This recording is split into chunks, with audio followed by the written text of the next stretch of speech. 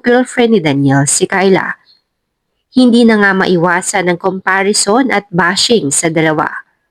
Kung tutuusin, ay wala naman talagang problema kina Catherine at Kyla.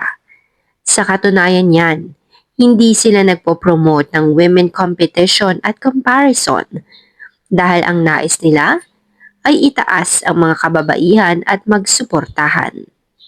Bagamat naging parte silang dalawa ng buhay ng isang lalaki, pero magkaiba naman ang mga ito.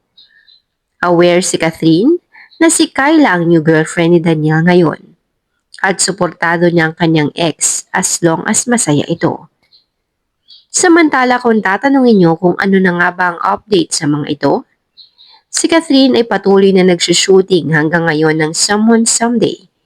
At ayon sa ating nasagap na balita, ay tinatapos muna nito ang taping bago pa man mag-endorse ng iba niyang mga projects. Busy rin ito sa halos araw-araw na endorsement shoot niya.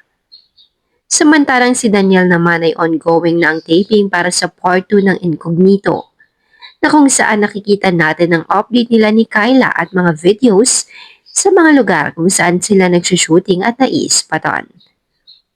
May kanya-kanya mga serye na ginagampanan, may kanya-kanya mga buhay, pero suportado nila ang isa't isa sa growth, happiness at love life. Kaya naman bilang mga supporters ay suportahan na lamang natin ang mga ito at tangkilikin ang mga proyekto na kanilang ginagawa. Samantala para sa mga update pa sa susunod kay Catherine, Daniel at Kyla ay manatiling nakasubscribe sa channel na ito.